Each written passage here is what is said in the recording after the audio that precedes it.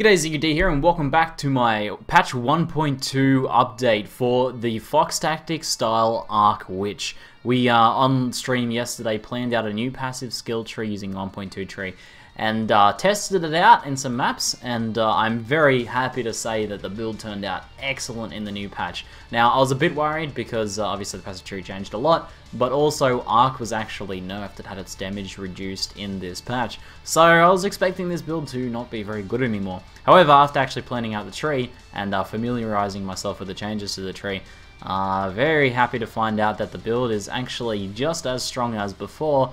And honestly, overall, I feel like the character in general is a bit stronger. Maybe the arc damage is about the same, but you know, leveraging the new passive tree.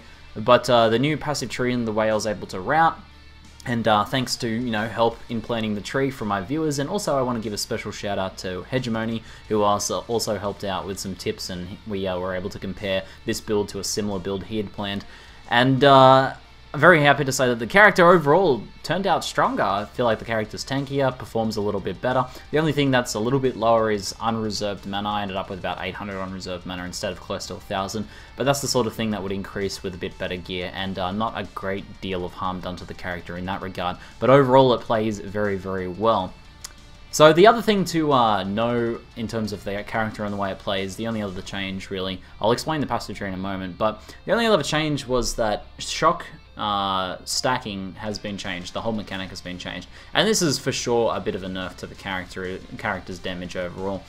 And what happened was, instead of 3 shock stacks for a total of 90% damage, you now get a single shock stack for 50% damage, and that's about it. So with this change, the high-end potential damage when you're fighting a pack for a little bit longer is lowered. The initial damage you do to a pack, so when you're killing packs that die pretty quickly, you kill those even faster, but a little bit less damage, obviously 40% less damage from the triple shock stacking action against those prolonged fights. So that is a little bit of a nerf, but overall, as I said, the character still feels really good.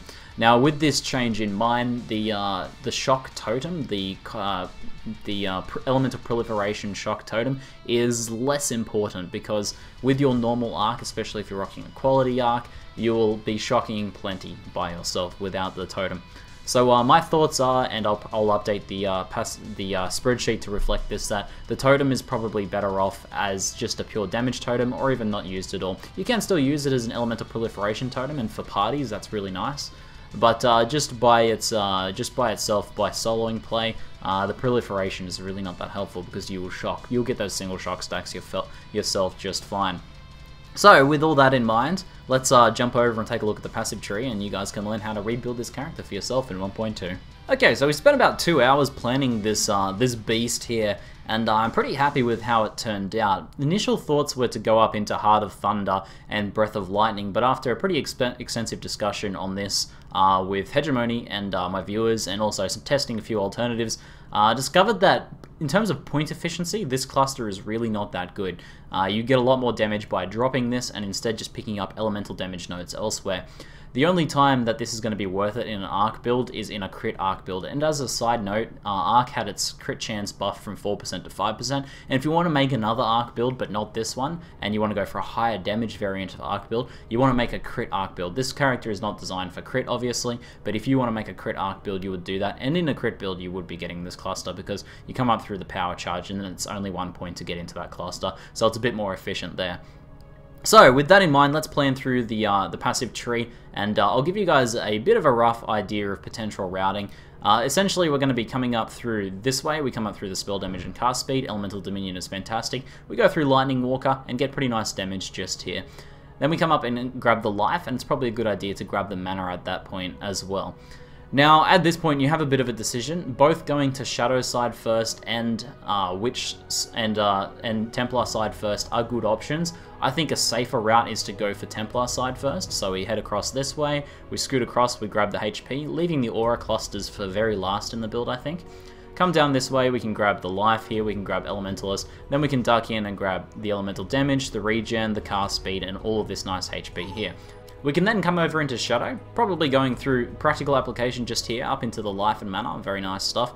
Coming up this way, grabbing Eldritch Battery, so scooting to Eldritch Battery as quickly as possible. An alternative, if you don't want to go for Templar first, is you can scoot across here first, grab Eldritch Battery, and then go over to Templar. But I think with the mana changes, it should be fine leveling just on the Templar side. We get a little bit of, we got a little bit of mana stuff there, and it shouldn't be too much of a problem. But that is an alternative option if you want. You can scoot for Eldritch Battery quickly if you don't haven't been able to find any nice mana gear. At this point, you probably also want to grab the Static Blows cluster. Now you can eventually drop the Static Blows cluster once you get like quality on your gems, for example. However, I still kind of like Static Blows. I have a 20 quality arc, and I still kind of like having Static Blows, but that's a bit of an optional feature just there. We can then come down. I recommend leaving Nimbleness until later, grabbing the HP, coming down into Shadow, and getting all this life and cast speed and elemental damage done. At that point, you can go up and grab this aura cluster, and then this aura cluster, and then you're pretty much able to run everything perfectly.